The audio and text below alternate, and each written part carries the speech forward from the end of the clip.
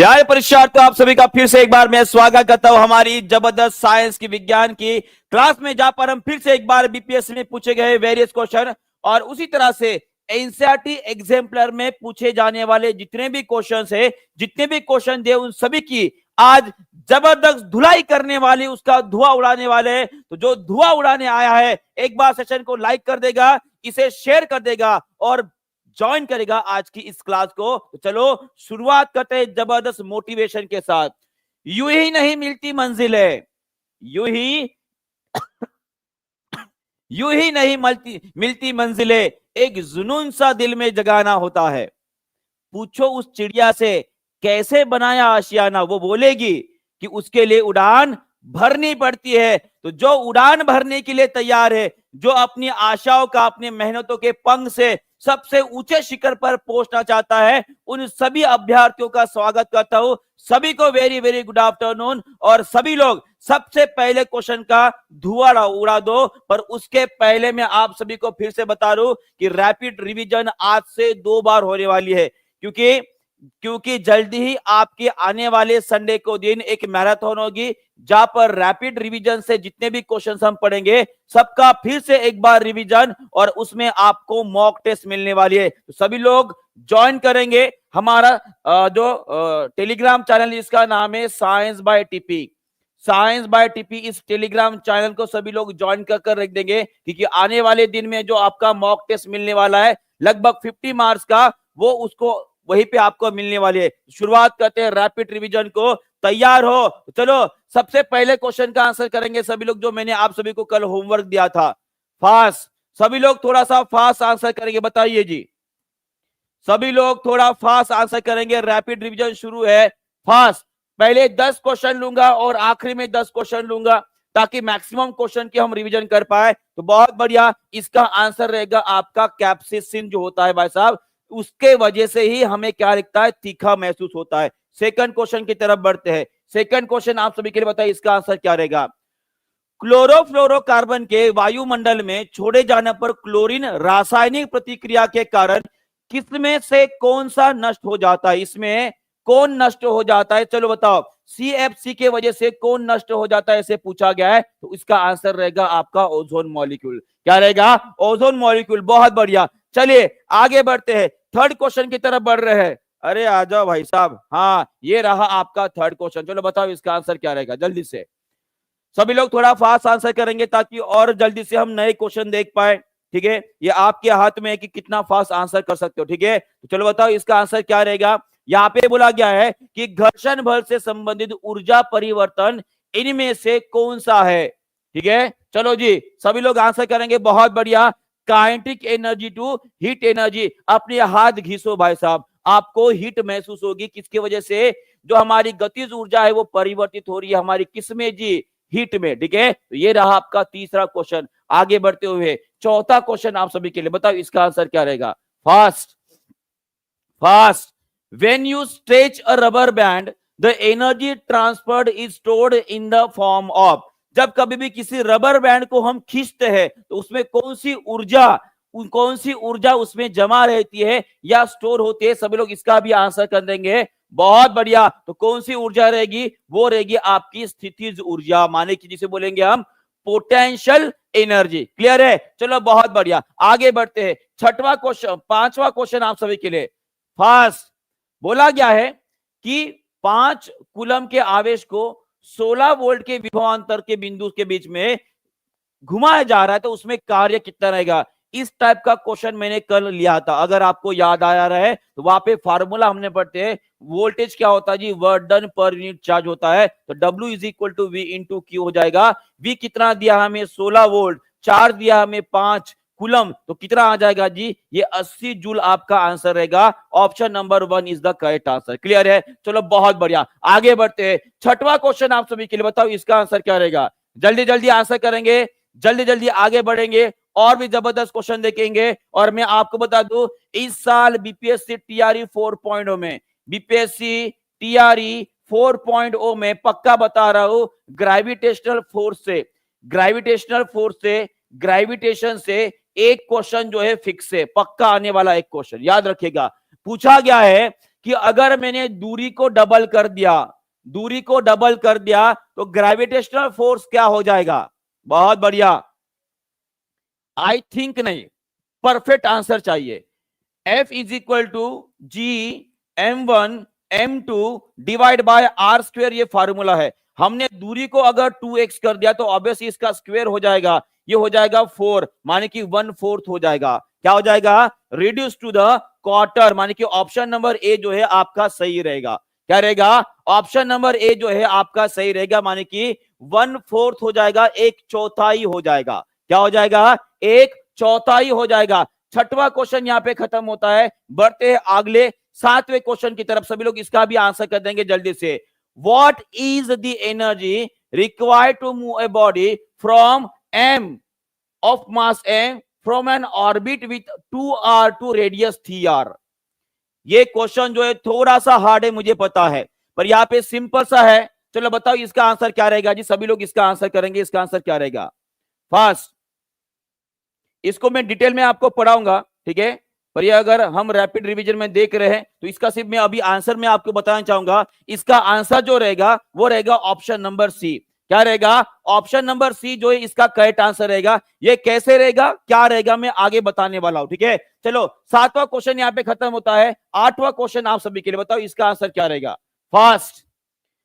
ऐसे भी क्वेश्चन मैं यही आपको बताना चाहता हूं कि ग्रेविटेशनल फोर्स से उतने भी इजी क्वेश्चन नहीं आए हैं जितने बाकी लोग समझते हैं। ऐसे भी क्वेश्चन पूछे गए तो इनको भी हम कवर करने वाले, ठीक है? तो इसका भी आंसर कर देंगे। इसका आंसर क्या रहेगा? चलिए, विच of the following is acidic in nature? निम्नलिखित में से कौन अम्लीय प्रकृति का है? बहुत बढ़िया, एकदम इजी क्वेश्चन है। तो इसका आंसर क्या रहेगा? B, lemon juice is the correct answer. सभी लोग मुझे बताएंगे लाइम वाटर का पीएच कितना होता है, हमारे ह्यूमन ब्लड का पीएच कितना होता है, ये भी सभी लोग कमेंट बॉक्स में लिख देंगे। चलिए बताइए जी, क्या रहेगा इसका उत्तर? कितने लोगों को पता है? कितने लोगों को पता है? 8वां क्वेश्चन चल रहा है हमारा, रैपिड रिवीजन चल रहा है। इन सभी क्वेश्चंस को हमने कल पढ़ लिए थे। चलो बताओ इसका आंसर क्या रहेगा? बहुत बढ़िया, सभी लोगों ने ह्यूमन ब्लड के पीएच के बारे में बता दिया। वो लगभग 7.5 के आसपास होता है। कितना होता है? 7.3 से लेकर 7.5 के आसपास होता है। पर वही अगर मैं लाइम वाटर की बात करूं, मान कि चूने के पानी की अगर मैं बात करता हूं, तो इसका पीएच लगभग 10 से लेकर 11 के बीच में होता है। 10 से लेकर 11 के बीच में होता है। चलो 9th नंबर का क्वेश्चन आप सभी के लिए ये रहा। इसका भी आंसर कर देंगे जल्दी से। जी हाँ, 7.4 भी रहेगा। देखिए इसका एक रेंज है, 7.35 से लेकर 7.5 के बीच में उसका रेंज होता है। हर एक के शरीर में अलग अलग होता है, तो एज एन एवरेज अगर पकड़ोगे तो 7.4 इज द करेक्ट आंसर। चलो बताओ इसका आंसर। 9th क्वेश्चन आप सभी के लिए, इसका आंसर कर देंगे सभी लोग। बताओ इसका आंसर क्या रहेगा? पूछा गया है कि acid react with the base to form the salt water. क्या बोला जाता है भाई साहब? इसे क्या बोला जाता है? इसे न्यूट्रलाइजेशन बोला जाता है। क्या बोलते हैं? न्यूट्रलाइजेशन बोलते हैं, ये आपको याद रखना। चलिए आगे बढ़ते हैं, 10वें नंबर का क्वेश्चन और हमारे रैपिड रिवीजन का आखिरी का क्वेश्चन। चलो बताओ इसका आंसर क्या रहेगा? विच of the following elements would lose an electron most easily? ऐसा कौन सा एलिमेंट या मूलभूत तत्व है यहां पर जो अपना इलेक्ट्रॉन इजीली, माने कि आसानी से लूज कर देगा? तो हमने पढ़े हैं कि सबसे रिएक्टिव एलिमेंट अपना इलेक्ट्रॉन जल्दी से लूज कर देते हैं। तो इसका आंसर रहेगा ऑप्शन नंबर बी, माने कि पोटेशियम। क्या रहेगा? और सभी लोग मुझे अभी कमेंट बॉक्स में लिख के बताएंगे कि 10 में से आपको कितने मार्क्स मिले हैं। 10 आउट ऑफ कितने मार्क्स मिले? सभी लोग कमेंट बॉक्स में लिखेंगे 10 आउट ऑफ कितने मार्क्स मिले हैं। मैं आशा करता हूं कि 10 आउट ऑफ एटलीस्ट 9 तो भी मिलना ही चाहिए। 9 तो भी मिलना ही चाहिए। 9 तो भी मिलना ही चाहिए। और जो लोग लेट आए हैं उनको शायद 9 से कम मिले हैं, पर जो रेगुलर क्लास कर रहे हैं सब उनको 9 तो मिलना ही चाहिए। अगर 9 नहीं मिल रहे हैं तो समझ लीजिएगा आपकी कहीं ना कहीं रिवीजन में कमी पड़ रही है। अगर कमी पड़ रही है तो कोई दिक्कत नहीं है, आने वाले संडे को एक और रिवीजन ले लेंगे। कौन कौन लोग संडे में आने वाला जो रिवीजन रहेगा उसके लिए तैयार है? एक बार हाथ ऊपर कर लेंगे। चलो बताओ, 10 में से 10, बिल्कुल 10 में से 10 मिलना ही चाहिए। 10 में से 10 तो मिनिमम मिलना ही चाहिए, ठीक है? और जिनको रिवीजन में तकलीफ हो रही है भाई साहब, संडे को आ जाना। संडे को एक बार पूरे क्वेश्चन के ऊपर से हाथ घुमा लेंगे। क्लियर है? चलो बहुत बढ़िया। तो चलो आज के नए क्वेश्चन के साथ शुरुआत करते हैं और पहला क्वेश्चन आप सभी के लिए ये रहा। चलो बताओ इसका आंसर क्या रहेगा जी? सभी लोग इसका आंसर करेंगे, इसका आंसर क्या रहेगा? चलो बताओ इसका आंसर क्या रहेगा? विच of the following gas turns lime water into milky? Important question है, मोस्ट इंपॉर्टेंट क्वेश्चन है हम सभी के लिए। केमिस्ट्री का टॉपिक है, केमिकल रिएक्शन एंड इक्वेशन वाला टॉपिक, चैप्टर नाम पता है आपको, एनसीईआरटी का है। और यहां पे पूछा गया है कि कौन सी गैस जब कभी भी चूने के पानी से हम भेजेंगे तो भाई साहब वो मिल्की हो जाएगा, दूधिया हो जाएगा। तो इसका आंसर रहेगा आपका कार्बन डाइऑक्साइड। क्या रहेगा? Carbon dioxide. सभी लोग मुझे एक बात बताएंगे कि लाइम वाटर से माने कि चूने के पानी में जब हम कार्बन डाइऑक्साइड डालते हैं तो यहां पे एक कंपोनेंट बनता है जो कि पानी में घुलनशील नहीं होता है, पानी में अघुलनशील होता है। कैसे होता है? अघुलनशील होता है। और उस पदार्थ का नाम क्या है जिसके वजह से ये दूधिया रंग का हो जाता है? कोई बता सकता है उसमें क्या बनता है? उसमें बनता है सोडियम कार्बोनेट। क्या बनता है? सोडियम कार्बोनेट बनता है। और इसी सोडियम कार्बोनेट के वजह से ये जो भाई साहब आपका चूने का पानी है वो कैसे हो जाता है जी? दूधिया रंग का हो जाता है। कैसे हो जाता है? दूधिया का रंग हो जाता है। बहुत बढ़िया, CaCO3 उसका केमिकल फार्मूला रहेगा। बहुत सही, क्लियर है?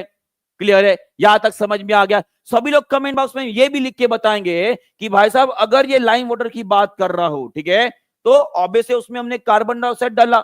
और उसी तरह से अगर मैं सोडा पानी की बात करता हूं, सभी लोग यहां पर ध्यान देंगे, अगर मैं सोडा पानी की बात करता हूं, सोडा पानी आप सभी को पता है, सोडा पानी जिसे हम सोडा वाटर बोलते हैं, बराबर है। सोडा पानी में कौन सी गैस होती है जी? चलो ये क्वेश्चन हमारे बीपीएससी में पूछा गया, सब लोग इसका आंसर करेंगे जी। मैं कैल्शियम कार्बोनेट ही बोल रहा हूं, मैं कैल्शियम कार्बोनेट ही और सॉरी जी, बिल्कुल यहां पे कैल्शियम कार्बोनेट रहेगा, कैल्शियम कार्बोनेट रहेगा, ठीक है।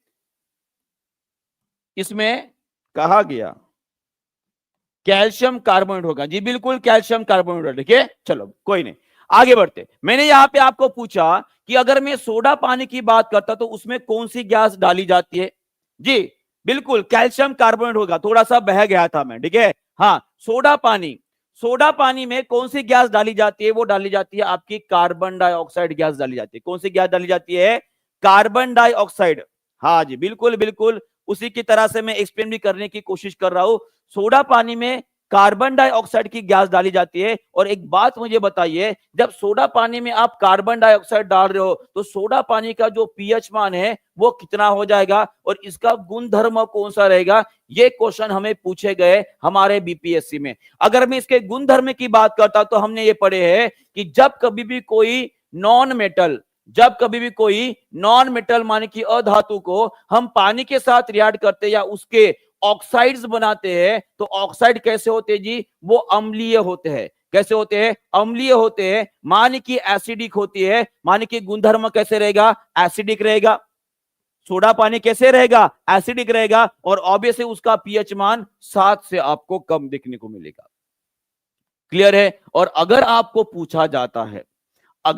पूछा जाता है कि इसी सोडा पानी में जो हमने कार्बन डाइऑक्साइड रखा है उसका काम कौन सा है? उसका कोई भी काम नहीं भाई साहब, जस्ट फॉर द फन उसको कार्बन डाइऑक्साइड को उसको डाल दिए, ठीक है। चलो, और उसी तरह से जितने भी शीत पेय होते हैं जिसे हम कोल्ड ड्रिंक्स बोलते हैं, सभी लोग आंसर सुनेंगे। देखिए, जितने भी कोल्ड ड्रिंक्स होते हैं इनमें एक प्रिजर्वेटिव का इस्तेमाल किया जाता है।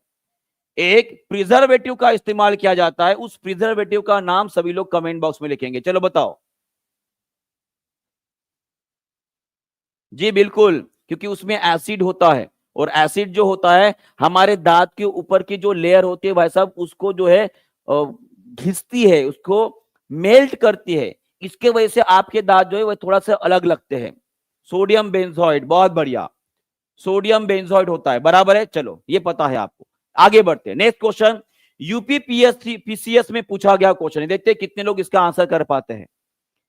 इस क्वेश्चन को अभी अभी आपने आंसर दिया था और देखिए क्वेश्चन को कैसे घुमाकर पूछा जाता है एक दूसरे एग्जामिनेशन में। वो क्वेश्चन पूछा गया था हमारे टीआरई 2 में, है ना। मिर्ची वाला क्वेश्चन हमारे टीआरई 2 में पूछा गया था और ये क्वेश्चन देखो 2018 में यूपीपीसीएस में पूछा गया क्वेश्चन है, तो ये भी हमारे लिए इंपॉर्टेंट रहेगा। चलो सभी लोग इसका भी आंसर कर देंगे सभी लोग। Red chilli is spicy because it contain, अगर मैं लाल मिर्ची जो भाई साहब आपकी तीखी होती है उसमें कौन सा केमिकल होता है, तो उसमें होता है आपका कैप्सेसिन होता है। क्या होता है? कैप्सेसिन होता है, जिसके वजह से हमें ये मिलता है। और उसी तरह से सभी लोग मुझे कमेंट बॉक्स में ये भी लिखकर बताएंगे कि हम हमारी जीभा जो है, हमारी जो जीभा है उसके ऊपर टेस्ट बर्ड्स होते हैं। अगर आपको याद आ रहा है, मान लीजिए हमारी जीभा है, हमारी जीभ है, हमारी टंग है, और यहां पर हमने पढ़े थे कि हमारी जीभा के ऊपर क्या होते हैं जी? टेस्ट बर्ड्स होते हैं, टेस्ट बर्ड्स होते हैं, जिसके वजह से हमें टेस्ट, माने कि कोई भी चीज को खाने के बाद उसका कोई ना कोई स्वाद हमें महसूस होता है। तो सभी लोग मुझे ये बताएंगे कि कहां पर टेस्ट बर्ड्स होते हैं? ए, बी, सी एंड डी। चलो मैं आपको ऑप्शन देता हूं, ये ए, बी, सी, डी। तो जो स्पाइसी वाला जो टेस्ट होता है, स्पाइसी वाला टेस्ट होता है, जो मिर्च वाला टेस्ट होता है, ए, बी, सी, डी में से कहां पर होता है? चलो बताओ, सभी लोग आंसर करेंगे, जल्दी जल्दी आंसर करेंगे। क्या रहेगा जी उत्तर? ये तीखा वाला टेस्ट जो है हमारी जीभा के ऊपर कहां पर होता है?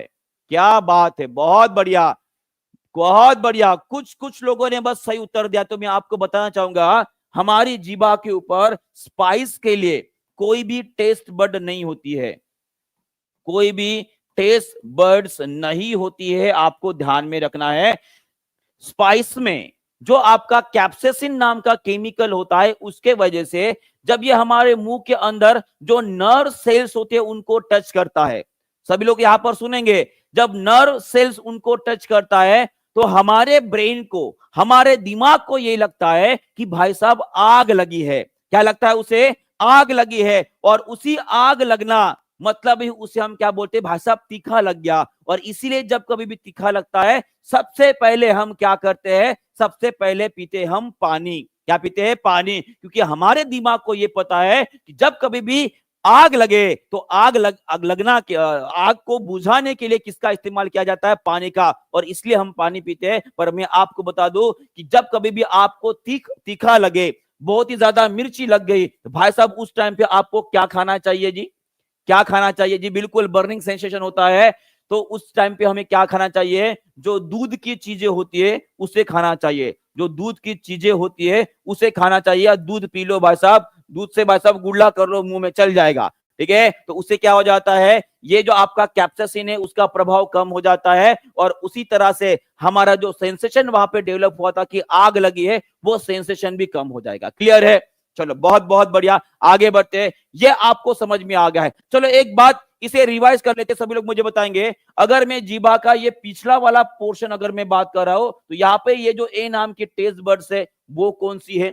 मैं अगर इस सी के बारे में पूछूंगा, देखो ये क्वेश्चन हमारे बीपीएससी में पूछा गया है, ठीक है, बीपीएससी टीआरई में भी आया है, और बीपीएससी की जो मेन एग्जामिनेशन होती है कंबाइंड वाली, उसमें भी पूछा गया है, और साथ में ये एसएससी यूपीएससी सभी एग्जामिनेशन में पूछा गया क्वेश्चन है।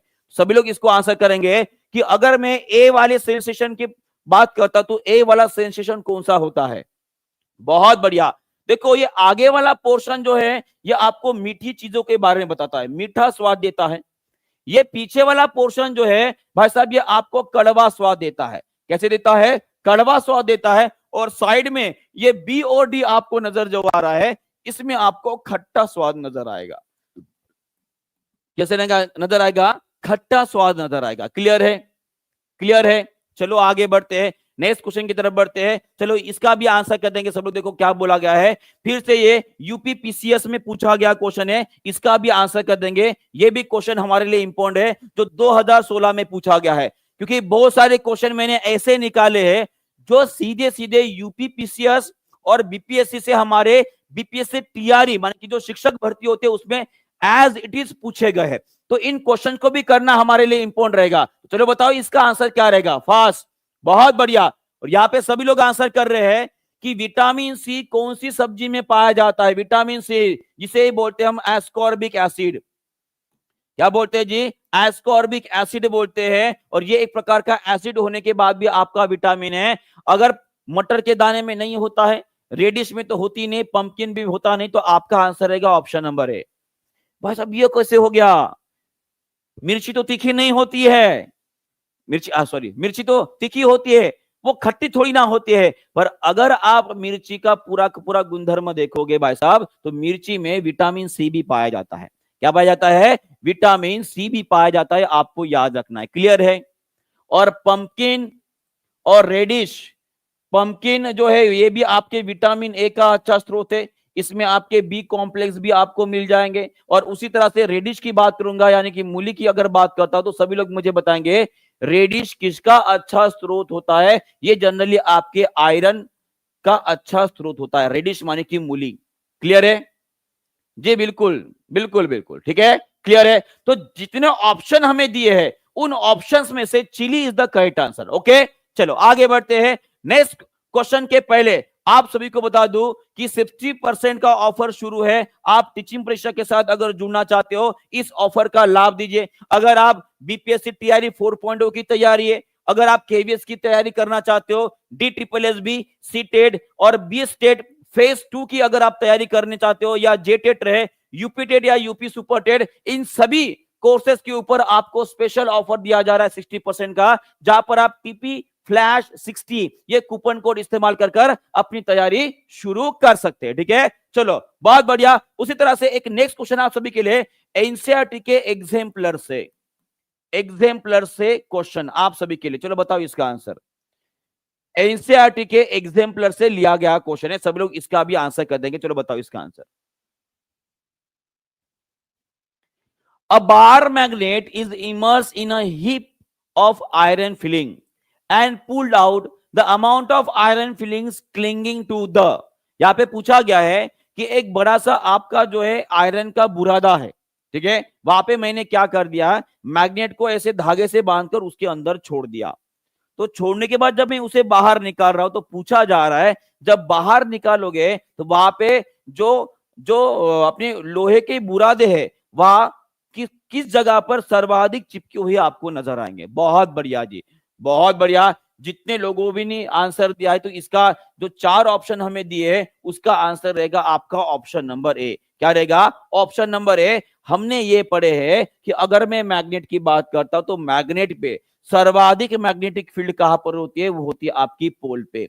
पोल माने कि जिसे बोलेंगे हम ध्रुव। और यहाँ पे जो आपका चुंबकीय क्षेत्र होता है, या चुंबकीय पावर होती है, ऊर्जा होती है, चुंबक क्षेत्र सर्वाधिक होती है, यह आपको ध्यान में रखना है। और उसी तरह से मैं अगर आपको कुछ क्वेश्चन पूछूं मैग्नेट के बारे में, तो सभी लोग मुझे बताएंगे, एक बात मुझे बताओ, सेंटर में मैग्नेटिक फील्ड कितनी होती है?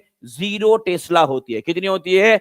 0 टेस्ला होती है। और उसी तरह से अगर मैं इसे नॉर्थ साइड समझू और इसे साउथ साइड अगर समझता हूं, सभी लोग मुझे बताएंगे कि मैग्नेटिक फील्ड की बात करता, तो ये एक प्रकार की वेक्टर क्वांटिटी है। वेक्टर माने कि ये एक प्रकार की सदिश राशि है। और सदिश राशि अगर है, तो इसकी दिशा क्या रहेगी? सभी लोग इसका आंसर कमेंट बॉक्स में जरूर लिख देंगे। इसके बारे में हमने बहुत बार डिस्कस किया है, और सभी लोग इसका आंसर कमेंट बॉक्स में जरूर लिख देंगे कि अगर मैग्नेटिक फील्ड, अगर आपकी चुंबकीय क्षेत्र जो होता है, ये अगर कोई सदिश राशि है, तो उसमें दिशा रहेगी, तो दिशा क्या रहती है जी? चलो बहुत बढ़िया, बहुत बहुत बढ़िया। वो रहेगी आपकी नॉर्थ टू साउथ रहेगी। बहुत बढ़िया, वो रहेगी आपकी नॉर्थ टू साउथ रहती है। क्लियर है? अरे उल्टा हो गया, ये रहेगा आपका नॉर्थ टू साउथ। क्लियर है? बहुत बढ़िया। चलो आगे बढ़ते हैं। नेक्स्ट क्वेश्चन आप सभी के लिए बताओ, मैग्नेट के ऊपर ही ये क्वेश्चन दिए गए हमारे एनसीईआरटी के एग्जाम्पलर में। चलो बताओ, इसका भी आंसर कर देंगे सभी लोग। What happen when a bar magnet is cut into the 2 half? माने कि यहां पे बोला गया है कि हमारे पास कोई बार मैग्नेट है। बार का मतलब ये नहीं कि भाई साहब बार में बैठकर भाई साहब जो है मैग्नेट खेल रहा है जी, बिल्कुल भी नहीं, ऐसा नहीं समझना है। बार मैग्नेट माने कि इस प्रकार का आपके पास मैग्नेट है, चुंबक है, और उसे हमने 2 भागों में विभाजित कर दिया। तो बोला गया है, इसमें ऑप्शंस दी है। चलो सभी लोग एक बार ऑप्शंस को अच्छे से पढ़ लेंगे। Each piece will have only one pole, जी नहीं, बिल्कुल नहीं। Each piece will have both north and south pole is the correct answer. Option number B is the correct answer. अगर आप किसी भी मैग्नेट को 2 भागों में विभाजित करते हो, तो जितने भी भाग करो, दो ही नहीं, दो से भी अधिक अगर भाग करते हो तो जितने भी उसके मैग्नेट के भाग बनाओगे, जितने टुकड़ों में उसे तोड़ोगे, वो हर एक टुकड़ा एक इंडिविजुअल मैग्नेट की तरह, इंडिविजुअल एक चुंबक की तरह काम करेगा। उन सभी चुंबक के टुकड़ों में क्या रहेगा? नॉर्थ एंड साउथ पोल रहेगा। क्लियर है? यहां पे क्लियर है? बहुत बढ़िया। यहां पे एक पॉइंट दिया गया, अगर आप ध्यान दे रहे हो, मैग्नेटिक प्रॉपर्टी डिसअपियर बोला गया है। कोई मुझे बता सकता है, कोई मुझे बता सकता है, अगर हमने पढ़े हैं कि किसी भी चुंबक चुंबक को हम अगर गर्म करें भाई साहब, उसे अगर हम हिट करते हैं तो एक पर्टिकुलर तापमान पर जो मैग्नेट होता है भाई साहब, वो अपनी चुंबकीय ताकत खो बैठता है, अपने चुंबकीय ताकत खो बैठता है। तो वो उस तापमान को क्या बोला जाता है? सभी लोग कमेंट बॉक्स में जल्दी जल्दी आंसर करेंगे। उस तापमान को क्या बोला जाता है जहां पर चुंबक अपनी चुंबकीय ताकत खो बैठता है? जब उसे गर्म किया जाए तो उसे बोला जाता है जी, क्या बोलेंगे? उसे बोलेंगे हम क्यूरी टेम्परेचर। क्या बोलेंगे जी? Curie temperature. मान कि एक ऐसा तापमान जहां पर फेरोमैग्नेटिक मटेरियल भाई साहब पैरामैग्नेटिक मटेरियल में कन्वर्ट हो जाता है, माने कि वो अपनी ताकत खो बैठता है। क्लियर है? क्लियर है जी? याद रखिएगा, उसे क्यूरी टेम्परेचर बोला जाता है। हिंदी में भी लिख देता हूं, उसे हम बोलेंगे क्यूरी टेम्परेचर या क्यूरी तापमान बोलेंगे। ओके, चलो बहुत बढ़िया, आगे बढ़ते हैं। और ये रहा आपका मैग्नेट। अगर हम दो भागों में इसे विभाजित करेंगे तो भाई साहब वो कैसे? नॉर्थ साउथ पोल ही वो ये होगा, कट होगा। ओके, चलो आगे बढ़ते हैं। नेक्स्ट क्वेश्चन आप सभी के लिए, what is the SI unit of magnetic flux density? देखते हैं कितने लोग इसका सही उत्तर कर पाते हैं। चलिए बताइए इसका आंसर क्या रहेगा? मैग्नेटिक फ्लक्स डेंसिटी,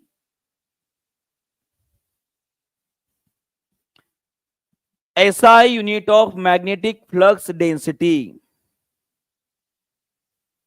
बहुत बढ़िया। मुझे लग रहा था कि आप जो है कुछ तो भी गलत आंसर कर दोगे, कुछ तो भी गड़बड़ कर दोगे, पर आप भाई साहब फंस के मस नहीं हुए हैं। तो इसका आंसर क्या रहेगा? Tesla is the correct answer. Tesla is the correct answer. बहुत बढ़िया। तो इसका ऐसा यूनिट आपका टेस्ला है, और ये गॉस जो नजर आ रहा है ये आपका सीजीएस यूनिट है। ये भी आपको ध्यान में रखना है। क्या है? सीजीएस यूनिट होता है, ये आपको ध्यान में रखना है। और टेस्ला को हम कैसे लिख सकते हैं? उसे हम वेबर पर मीटर स्क्वायर लिखते हैं। क्या लिखते हैं? वेबर पर मीटर स्क्वायर लिखा जाता है। ये भी आपको ध्यान में रखना है। क्लियर है? हाँ बिल्कुल बिल्कुल। हाँ जी, वही ठस से मस नहीं होते हैं, ठस से मस जो भी है।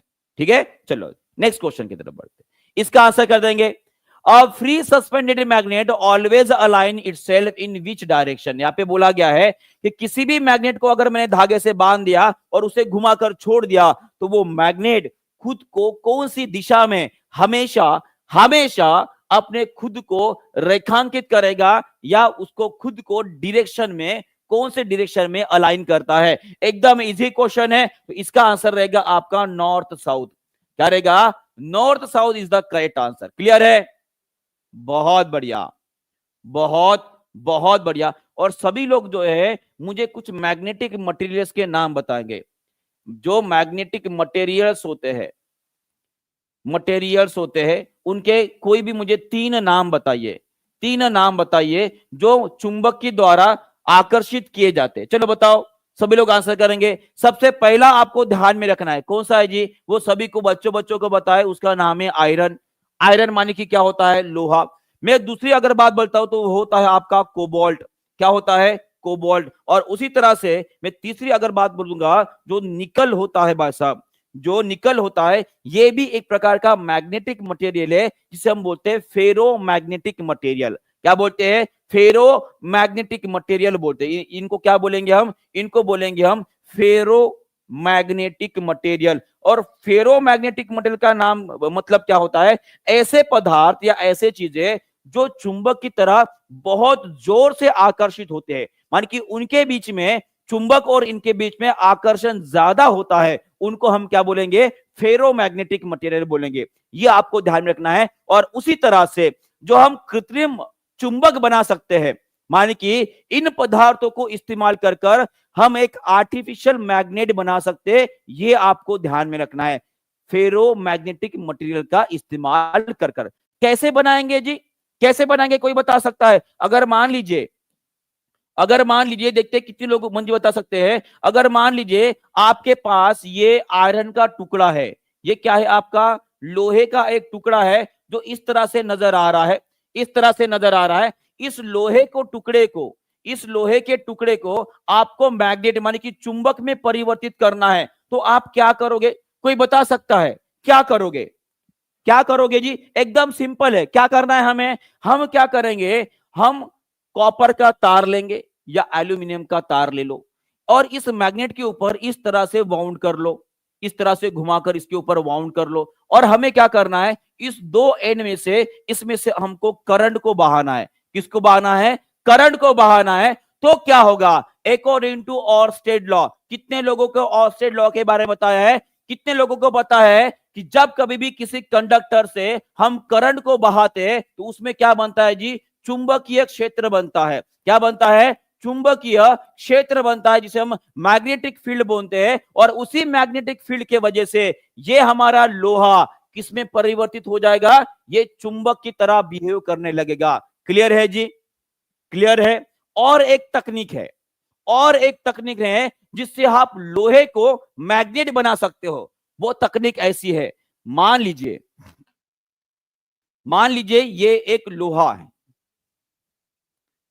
ये नेक्स्ट क्वेश्चन आपका रहेगा, ठीक है? पर उसके पहले मैं आपको बताना चाहूंगा कि मान लीजिए ये लोहा है, ये क्या है? लोहे का टुकड़ा है। और ये मेरे पास दूसरे हाथ में जो है ये चुंबक है। और इस लोहे के टुकड़े को मान लीजिए मैंने चुंबक बनाना है, तो मैं क्या करूंगा, ये जो चुंबक है, ये जो मैग्नेट है, मैं कुछ इस तरह से उसको रब करूंगा, ये इस तरह से एक ही दिशा में। ऐसे ऐसे नहीं करना है, जूते को पॉलिश मारते पॉलिश नहीं मारना है, हमें इस तरह से उसको जो है भाई साहब प्यार दिलाना है। वाह वाह, ऐसे, ठीक है? ऐसे आवाज भी निकाल सकते हो, ठीक है? तो जब इस तरह से आप इसे घिसते रहोगे तो कुछ समय बाद ये जो लोहे का टुकड़ा है ये मैग्नेट की तरह बिहेव करने लगेगा। ये भी एक मेथड है कि हम किसी लोहे के टुकड़े को मैग्नेट बना सकते हैं। क्लियर है? तो दो मेथड मैंने आपको बताई, आपको जो पसंद आई वो रख दीजिएगा। और आगे जाकर जब आप टीचर बनोगे तो अपने बच्चों को जरूर बताइएगा, ठीक है? चलो आगे बढ़ते हैं।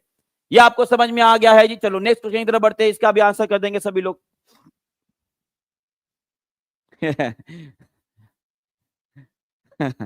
चलो सभी लोग इसका भी आंसर करके, if a strong magnet is heated what happen to the its magnet. देखो ये क्वेश्चन पूछा गया है ना? जब कभी भी किसी चुंबक को हम क्या करते हैं, गर्म करते हैं, तो उस टाइम पे उसके मैग्नेटिज्म के ऊपर कौन सा असर पड़ता है, ये पूछा गया है। तो ऑब्वियस है वो कैसे हो जाएगा, कम हो जाएगा। क्या हो जाएगा? कम हो जाएगा। और वही जो मैंने आपको बताया था कि क्यूरी टेम्परेचर या क्यूरी तापमान, वो तापमान होता है जिसके ऊपर चुंबक जो है अपनी चुंबकत्व को जो है, चुंबकत्व क्या हो जाता है, ये खो देता है। क्या देता है? खो देता है, माने कि वो नॉन मैग्नेटिक मटेरियल बन जाएगा। क्लियर है? चलो नेक्स्ट क्वेश्चन की तरफ बढ़ते हैं, सभी लोग इसका भी आंसर कर देंगे। Which metal is use for making the permanent magnet? चलो बहुत बढ़िया क्वेश्चन है, आंसर करेंगे सभी लोग। अभी अभी मैंने बताया था अगर हमें मैग्नेट बनाना है, तो हम किनका इस्तेमाल करेंगे जी? किनका इस्तेमाल करेंगे? हम फेरो मैग्नेटिक मटेरियल्स का इस्तेमाल करेंगे। और फेरो मैग्नेटिक मटेरियल में आपको एग्जांपल मैंने बताया था, आप कोबाल्ट का इस्तेमाल कर सकते हो। किसका? कोबाल्ट का इस्तेमाल कर सकते हो, आप आयरन का इस्तेमाल कर सकते हो, आप निकल का भी इस्तेमाल कर सकते हो। ये सभी बातें आपको ध्यान में रखनी है। क्लियर है? चलो बहुत बढ़िया, आगे बढ़ते हैं। नेक्स्ट क्वेश्चन आप सभी के लिए ये रहा, ब्लैंक है। क्या है? ब्लैंक है। ये रहा क्वेश्चन, चलो बताइए इसका answer. The process of converting the nitrates into nitrogen. सभी लोग इस क्वेश्चन को अच्छे से पढ़कर आंसर करेंगे, नहीं तो ऐसे ही अगर सीधा पढ़कर आंसर करोगे तो गलत दे दोगे, ये ध्यान में रखना है, ठीक है? चलो बताओ इसका आंसर क्या रहेगा।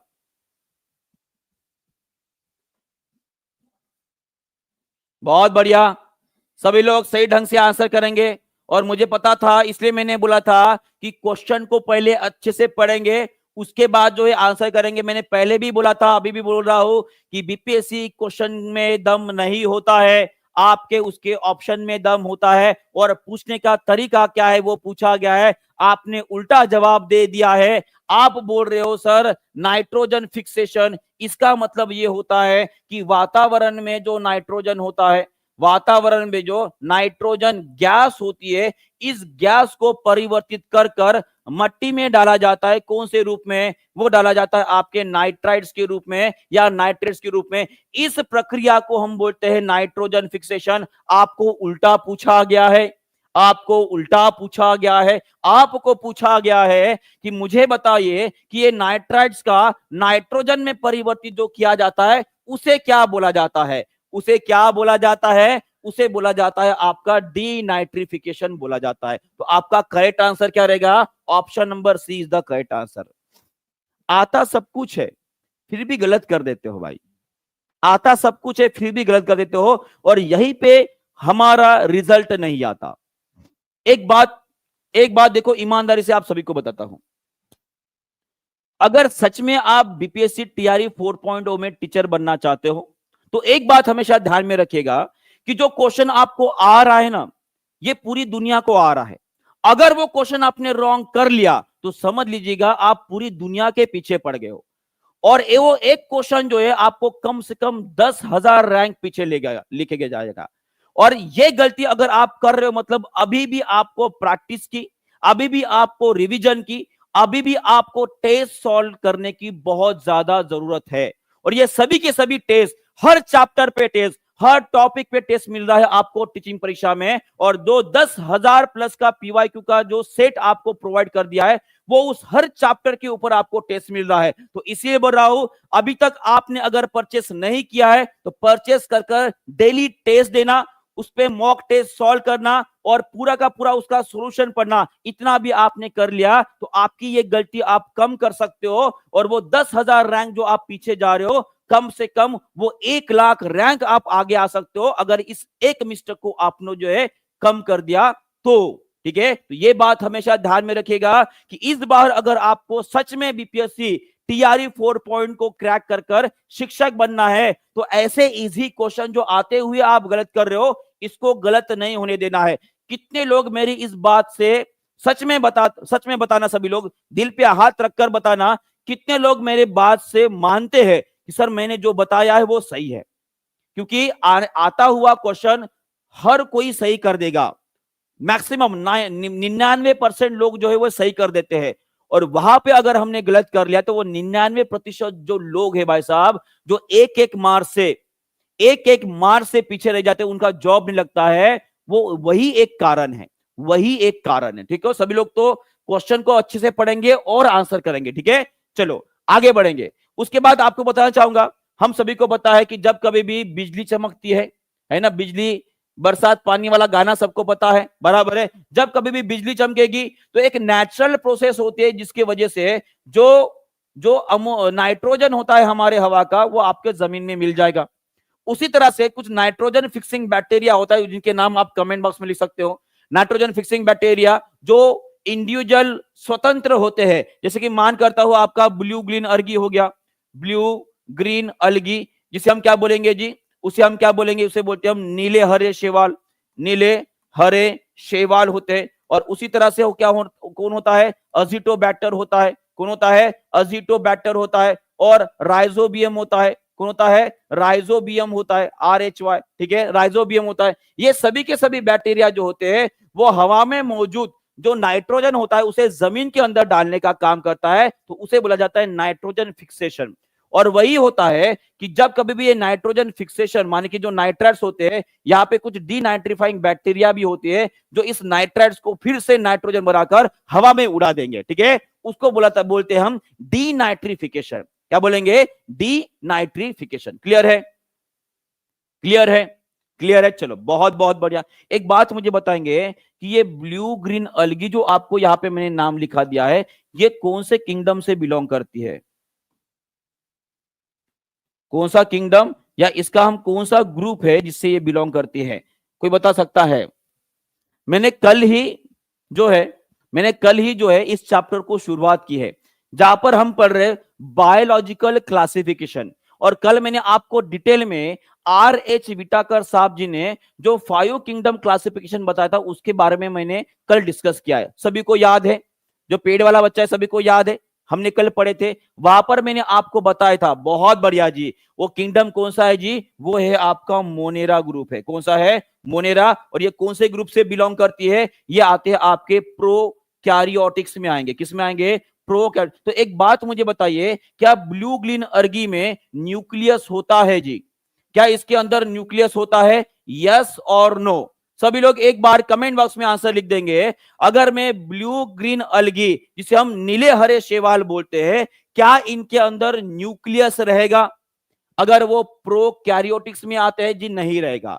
इनके अंदर न्यूक्लियस नहीं रहेगा। तो इनका डीएनए कहां पर रहेगा? इनका डीएनए रहेगा आपके साइटोप्लाज्म में रहेगा, कोशिका द्रव्य में रहेगा। किस में रहेगा? साइटोप्लाज्म माने की कोशिका द्रव्य में रहेगा। क्लियर है? चलो आगे बढ़ते हैं। नेक्स्ट क्वेश्चन आप सभी के लिए एनडीए के एग्जामिनेशन में पूछा गया 2016 का क्वेश्चन है। सभी लोग इसका भी आंसर कर देंगे। A plant having yellow leaves, अगर किसी पौधे के अंदर आपके पीले पत्तियां मिल रही है, अगर वो डेड स्पॉट्स नजर आ रहे हैं, इसका मतलब क्या है? उसमें किसकी कमी है? चलो अब बोलोगे सर ये क्वेश्चन बड़ा ही खतरनाक है, और ये पीला रंग देखकर भी आप पीले पीले होते जा रहे हो भाई साहब। पीला रंग देखकर पीले होते जा रहे हो, तो पीले ना हो, पीले ना हो। शादी ऐसे ही नहीं होगी, जब तक नौकरी नहीं तो छोकरी तो वैसे भी मिलने वाली नहीं है। ये पीला रंग देखकर जो खुश हो रहे हैं ना, ये कुछ समय की आपकी खुशी। एक बात मुझे बताओ, मैंने आपको बताया था, अगर मैं पत्तों की बात करता हूं, उसके अंदर होता है आपका क्लोरोफिल।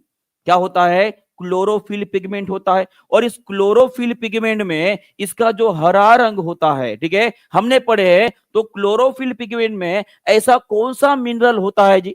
चलो बताओ, क्लोरोफिल पिगमेंट में कौन सा मिनरल होता है? वो होता है आपका मैग्नीशियम होता है। कौन होता है? मैग्नीशियम होता है। अगर एक बात मुझे बताओ, पत्ते ने अपना हरा रंग खो दिया, इसका मतलब किसकी कमी होगी? एकदम कॉमन सेंस वाला क्वेश्चन था, थोड़ा सा सोचने वाला क्वेश्चन था। किसकी कमी हो जाएगी? मैग्नीशियम की कमी हो जाएगी। और यहां पे पीला रंग मार रहे हो, तो आपका आंसर क्या रहना चाहिए?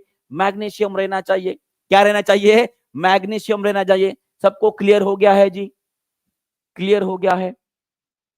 आगे बढ़े, आगे बढ़े। चलो आगे बढ़ते हैं। नेक्स्ट क्वेश्चन आप सभी के लिए, बताओ इसका आंसर करेंगे सभी लोग। मैं आपको सिर्फ क्वेश्चन नहीं करा रहा हूं, ठीक है? मेरा मकसद आपको क्वेश्चन कराना सिर्फ नहीं है, मैं आपको एक्चुअल में सोचना कैसी है, आपके सोचने का ढंग किस तरह से रहे, किस तरह से कोई क्वेश्चन अगर आपको नहीं आ रहा है, तो आपके पास जो अवेलेबल नॉलेज है, जितनी जानकारी आपके पास है, उसका इस्तेमाल कर कर आप किस तरह से क्वेश्चन को सॉल्व कर सकते हो, ये भी मैं आपको सिखाने की कोशिश कर रहा हूं। अगर उस पॉइंट को आप मैच कर पा रहे हो या उस पॉइंट को पकड़ पा रहे हो, तो एक बार लाइक जरूर कर देगा, ठीक है? एक बार सभी लोग जो है एक साथ लाइक जरूर कर देंगे, ठीक है? बहुत बढ़िया। कितने लाइक हुए बताओ? जब तक जीजाजी नहीं बोलेंगे मैं नहीं करूंगा, है ना? ऐसा ही है ना? जब तक जीजाजी नहीं बोलेंगे तो हर बार आपको बोलना ही पड़ता है।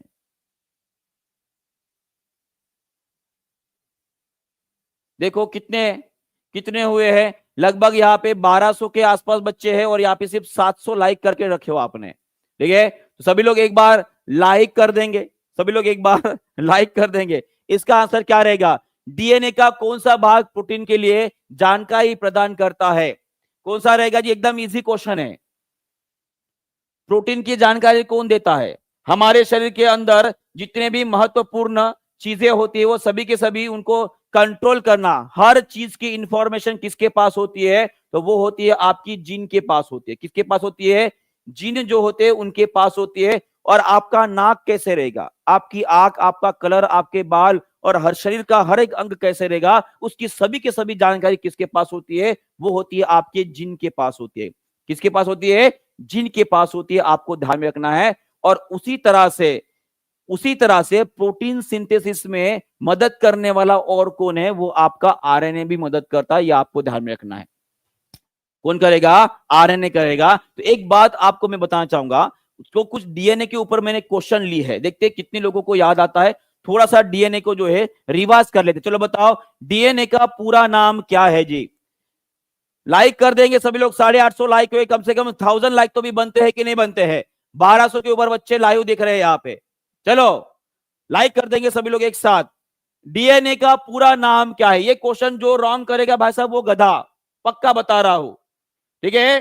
कोई भी रॉन्ग नहीं करेगा इस क्वेश्चन को। डीएनए का लॉन्ग फॉर्म क्या है? Deoxy ribose nucleic acid. तो इस आंसर क्या रहेगा? Deoxy ribo nucleic acid. ये आपका सही उत्तर रहेगा। क्या रहेगा? सही उत्तर रहेगा। यह आपको ध्यान में रखना है। एक बात मुझे बताइए, एक बात सभी लोग मुझे बताएंगे कि आरएनए का लॉन्ग फॉर्म क्या है? आरएनए का लॉन्ग फॉर्म क्या है? सभी लोग एक बार, सभी लोग जबरदस्त तरीके से लिखकर मुझे बताएंगे। सभी लोग जबरदस्त।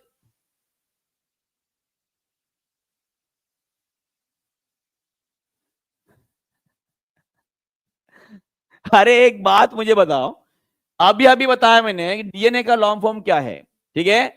डाई होता है कि डी होता है? देखो मैंने यहां पे टिक कर दिया ना, यहां पे सभी लोग जो है अपना आंसर चेंज कर रहे हैं। जैसे मैंने टिक कर दिया, यहां पे कुछ लोगों ने अपना आंसर चेंज कर दिया।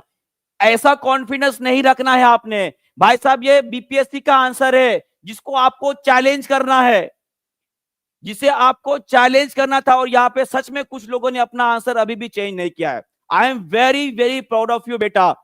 जिन लोगों ने अभी तक अपना आंसर नहीं चेंज किया, मैं आपको बता दूं, they are really doing very very good work. मैं आपको बताना चाहूंगा, यहां पे डाई लिखा है, यहां पे डाई लिखा है, हमें चाहिए D oxy ribo nucleic acid. अब बताओ कहां पर लिखा है? ये हो गया आपका डी और ये है आपका डाई। तो आपका आंसर क्या आना चाहिए? Option number A is the correct answer. कितने लोगों ने अपना आंसर बदला था? सभी लोग गधे बन जाएंगे आज। जिन लोगों ने अपना आंसर चेंज किया भाई साहब, सभी लोग गधे बन जाएंगे आज। बताओ कौन है वो? ढूंढो तो सही, बताओ कौन है वो? चेंज कर दिए।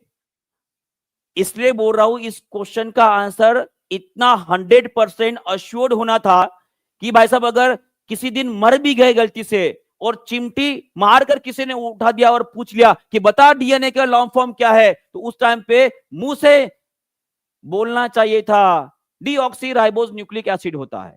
और यहां पर भाई साहब सभी लोग पलट गए यहां पे, ठीक है? चलो आरएनए का लॉन्ग फॉर्म क्या होता है, ये सभी लोग को ले मैं होमवर्क दे रहा हूं, इसे कमेंट बॉक्स में जरूर लिख दीजिएगा, ठीक है?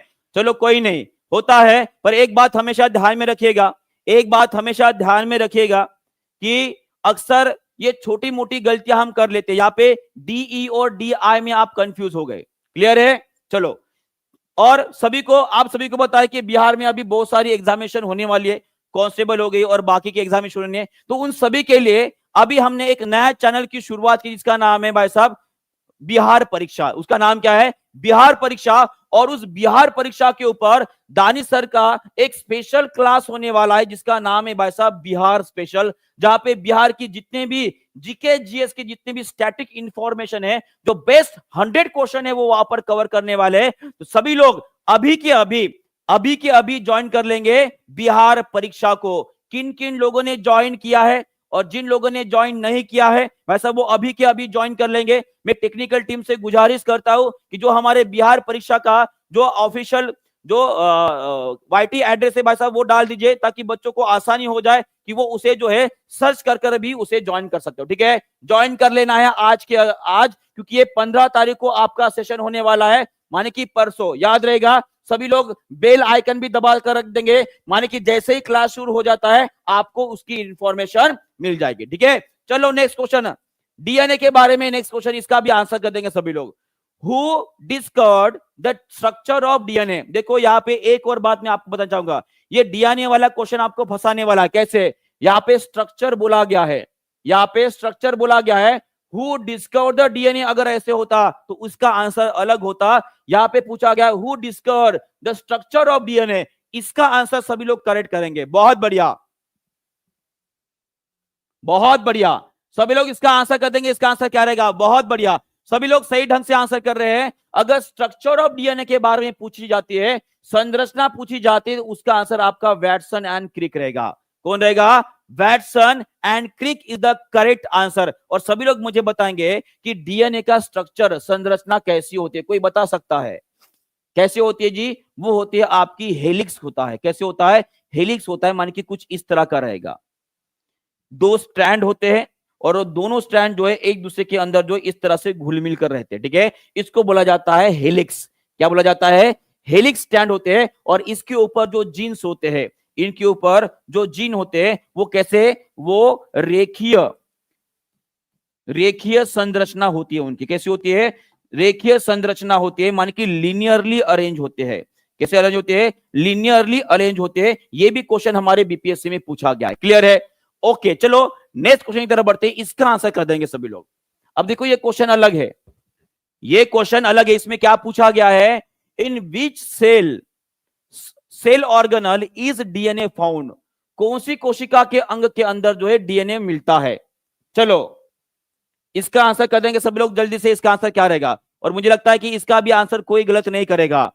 इसका भी आंसर कोई भी गलत नहीं करेगा। और यहाँ पे कुछ लोग जो है सी बोल रहे हैं। एक बात मुझे बताओ, कितने लोगों ने सी आंसर किया है? कितने लोगों ने सी आंसर किया है? एक बार हाथ ऊपर कर लेंगे जी। कितने लोगों ने सी आंसर किया है? बहुत बढ़िया। आंसर चेंज होना नहीं चाहिए। इसका आंसर क्या है? इसका आंसर आपका सही है, option number D is the correct. Option number D is the correct. Mitochondria में उसका खुद का डीएनए होता है और न्यूक्लियस के अंदर डीएनए तो होता ही होता है। और उसी तरह से अगर मैं पादप कोशिका की बात करूंगा तो पादप कोशिका के अंदर माइटोकॉन्ड्रिया और न्यूक्लियस के अलावा एक और अंग होता है जिसके अंदर खुद का डीएनए होता है। उस अंग का नाम जो है सभी लोग कमेंट बॉक्स में लिख देंगे। चलो बताओ इसका आंसर क्या रहेगा? लाइक शेयर कमेंट करते रहेंगे। 1000 लाइक अभी जल्दी पूरे होने वाले हैं। 1400 के बच्चे आसपास है, यहां पर 1000 लाइक भी पूरे नहीं हुए हैं। तो जब भी किसी ने अभी तक लाइक नहीं किया है तो लाइक कर देंगे जल्दी से। चलो बताओ इसका आंसर क्या रहेगा? बहुत बढ़िया। पादप कोशिका के अंदर, बहुत बढ़िया, उसका नाम है भाई साहब, उसे बोलेंगे हम क्लोरोप्लास्ट। क्या बोलेंगे? क्लोरोप्लास्ट के अंदर भी इसका खुद का डीएनए होता है। ओके, क्लियर है? क्लियर है? चलो आगे बढ़ते हैं, देखते हैं नेक्स्ट क्वेश्चन की तरह आंसर कौन करता है। इसका आंसर कर देंगे। चलो बताओ इसका आंसर क्या रहेगा?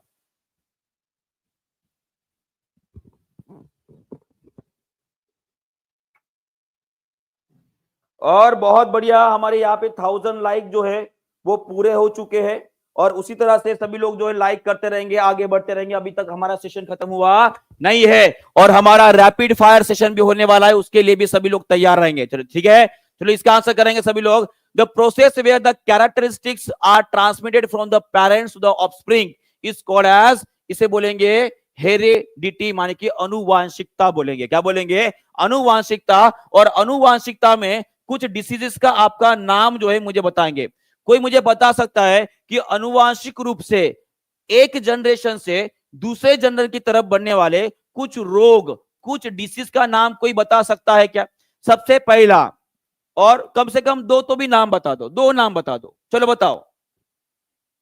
बहुत बढ़िया, इसके बारे में हमने पहले पढ़े हैं। बहुत बढ़िया, हीमोफीलिया, कलर ब्लाइंडनेस, बहुत बढ़िया। और कौन सा डिसीज होता है? बहुत बढ़िया, और कौन सा डिसीज होता है? बहुत बढ़िया जी, ट्यूबरक्यूलोसिस। ये कहां से हो गया आपका? चलो मैक्सिमम लोगों ने आंसर दे दिया। मुझे एक्सपेक्ट तो कर रहा था कि कलर ब्लाइंडनेस के बारे में आप बताएंगे, कलर ब्लाइंडनेस के बारे में आप बताएंगे। और एक डिसीज है, हीमोफीलिया भी रहेगा जी, बिल्कुल। और एक डिसीज एचआईवी। एचआईवी हो सकता है जी, हाँ, ये जेनेटिक हो सकता है, मां से बच्चों को हो सकता है। और सिकल सेल का नाम सुने हो? सिकल सेल का नाम सुने हो?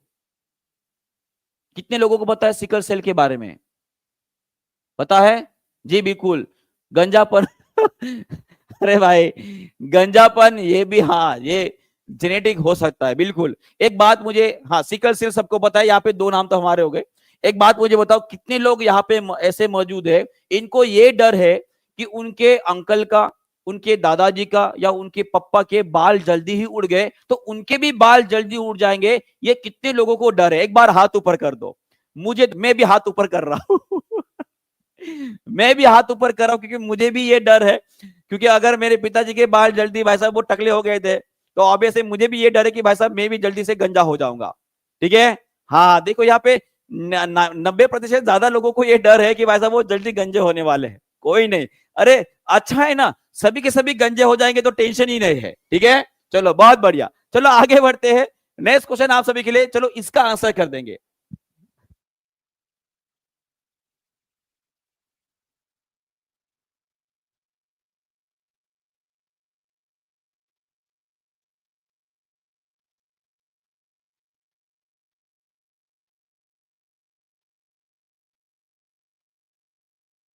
चलो सभी लोग इसका आंसर कर देंगे। इसका आंसर क्या रहेगा?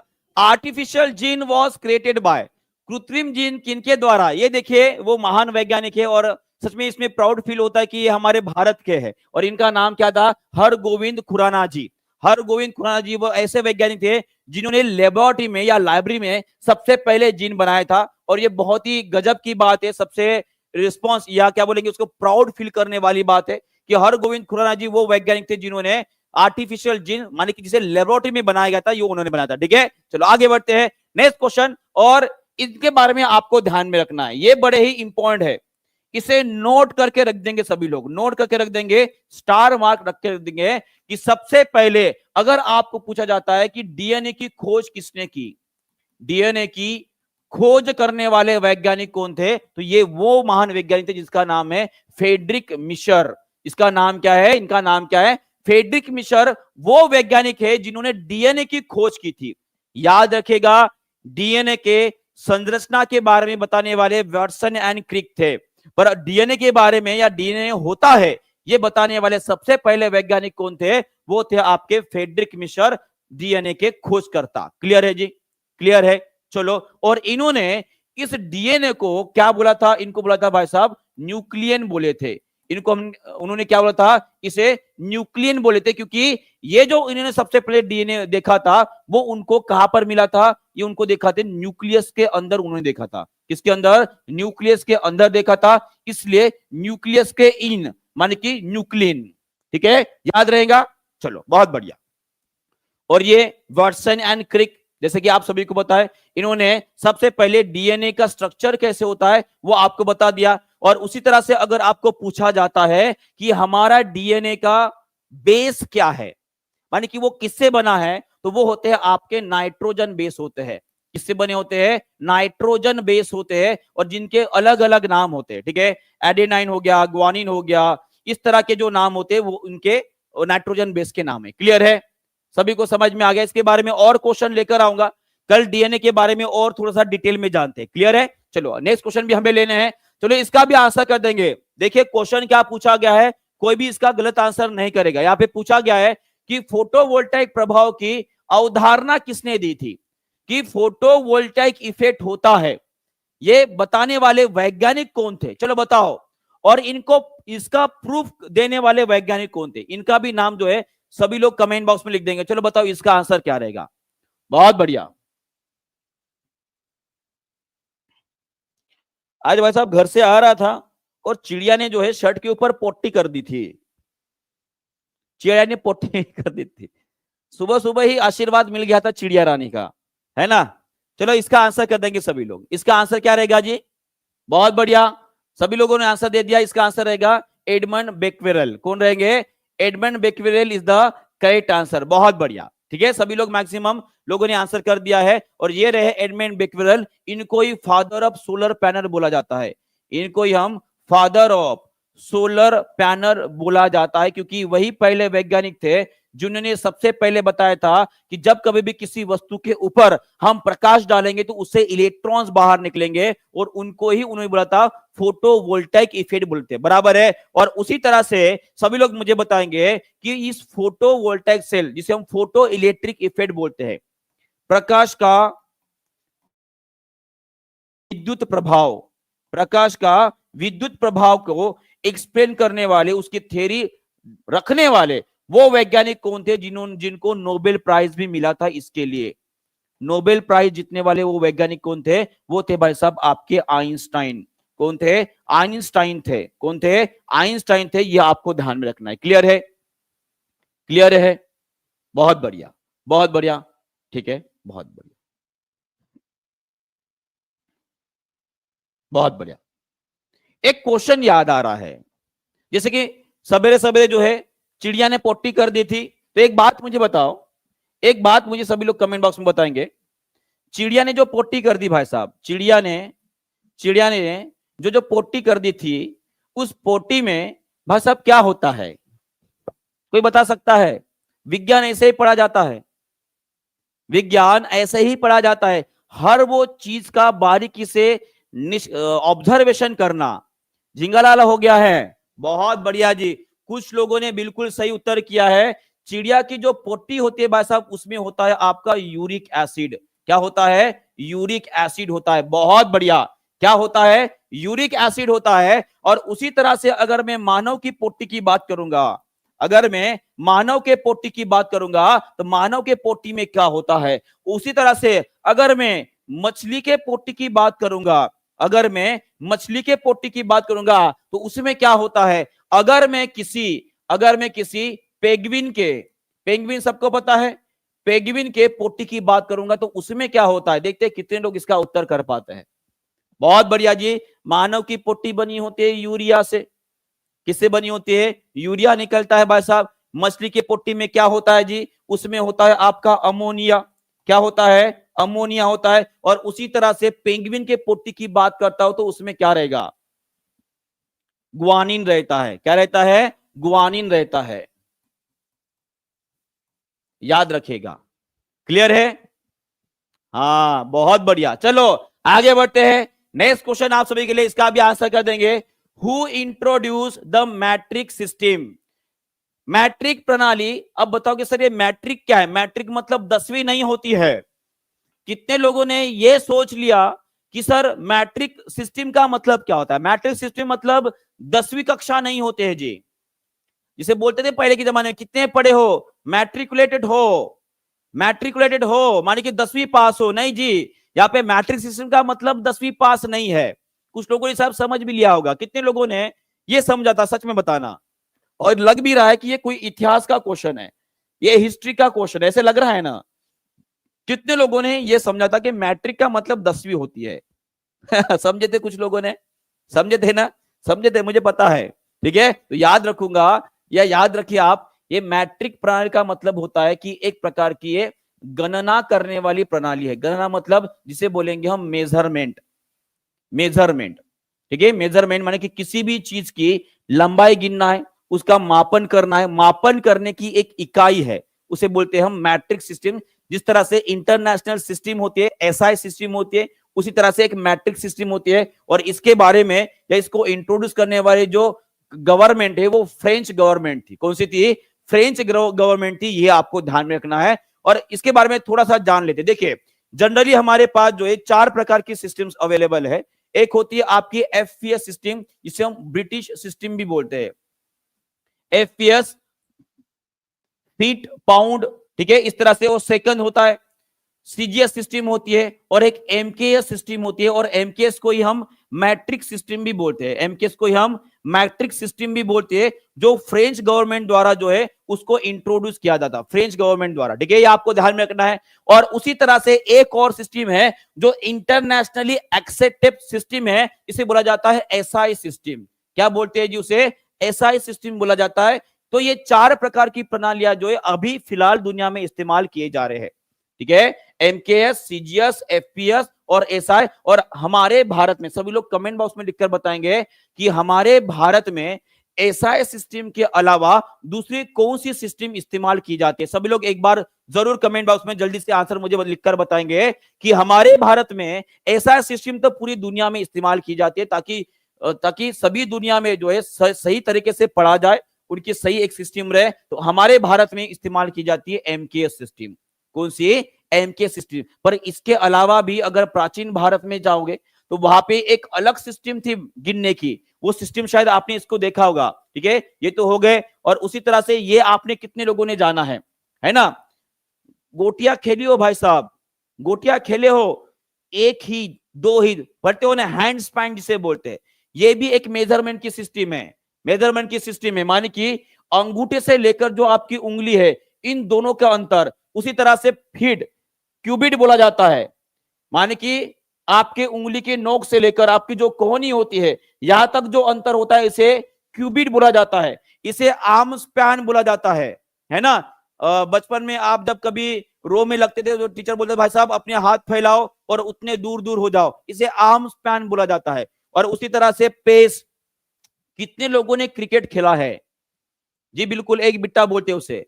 कितने लोगों ने क्रिकेट खेला? अगर क्रिकेट खेला है तो क्रिकेट की जो पिच होती है ना भाई साहब, तो वो पिच जो है हम इस तरह से चलकर मापते थे। 25 पैर, उसको हम पैर के नाम से जानते हैं। 25 पैर, क्या बोलते हैं उसको? 25 पैर या 27 पैर उसकी टोटल लेंथ रहते थे। अगर आपने खेला तो आपको पता है। और आप जब क्रिकेट का ग्राउंड बनाते थे भाई साहब, पिच बनाते थे, तो उस टाइम आप कितने पैर लेते थे? कितने पैर लेते वो भी बता देना, ठीक है? उसके बाद फुट स्पैन, है ना? फुट स्पैन ये पता है कब लेते थे? क्रिकेट की जो बीच में 3 डंडियां लगाते हैं ना, उसके बाद, हाँ 1 2 3 4, यहां से रहेगा वाइड बॉल और यहां से उतर अगर जाए तो गया काम से, ठीक है? तो इस तरह से याद आया सभी को बचपना? याद आया ना? ये बचपन में इस्तेमाल किए जा रहे हैं, हमने इस्तेमाल किया है, पर ये अभी पढ़ रहे हैं। मजे की बात है ना, है ना? चलो बहुत बढ़िया, आगे बढ़ते हैं। नेक्स्ट क्वेश्चन आप सभी के लिए बताओ, इसका आंसर करेंगे सभी लोग? इसका भी आंसर कर देंगे सब लोग। इसका आंसर क्या रहेगा? चलो बताओ। ये इंपॉर्टेंट क्वेश्चन रहेगा, ये आपके बीपीएससी में पूछा गया क्वेश्चन है। चलो बताओ इसका आंसर क्या है? ढंग से आंसर करेंगे सभी लोग। बहुत मजा आता था क्रिकेट खेलने में। रिंकी राय जी, आप क्रिकेट खेलते थे? क्या बात है।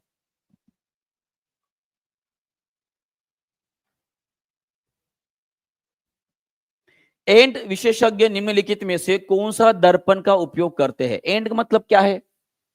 आंखों के, दांत के डॉक्टर, है ना, उनको एंड स्पेशलिस्ट बोला जाता है। कान के डॉक्टर भी आ गए उसमें। तो अब से वो इस्तेमाल करेंगे ऐसे मिरर को जो बड़ा नजर आए। बड़ा नजर आने के लिए हम इस्तेमाल करते हैं कॉनकेव मिरर। क्या करते हैं? कॉनकेव मिरर का इस्तेमाल करते हैं।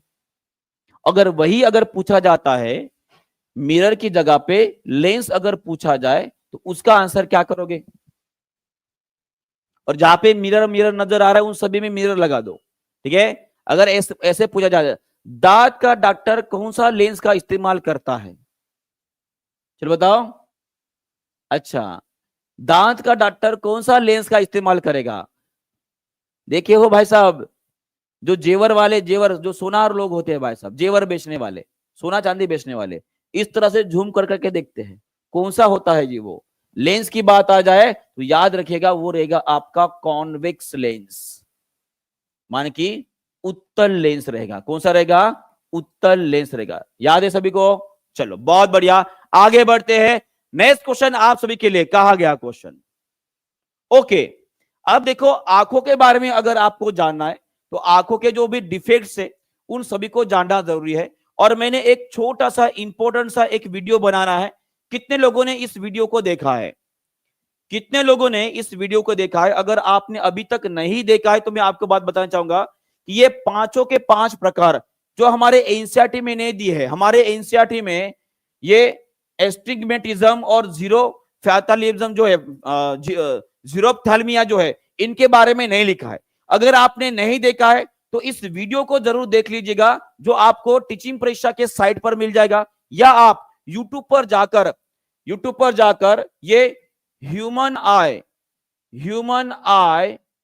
डिफेक्ट बाय कुलदीप सर, ये सर्च कर लीजिएगा। ये जब आप सर्च कर लोगे तो ये वीडियो आपको मिल जाएगा। इस वीडियो को देखकर जो है ये एक्स्ट्रा इंफॉर्मेशन आपको जरूर मिल जाएगा। और जिन्होंने अभी तक पेड क्लास नहीं लिया है तो इस वीडियो को देखकर अपना ये पूरा का पूरा कंसेप्ट जो है ह्यूमन आई डिफेक्ट वाला, ये भी आप कवर कर सकते हो। क्योंकि यहाँ पे मैंने पूरा ह्यूमन आई का डिफेक्ट जो है, जो मानवीय आंख के अंदर जो गड़बड़ियां होती है, किसके कारण होता है, उसका उपाय क्या होता है, ये सभी बातें मैंने यहाँ पर क्लियर की है। क्लियर है जी?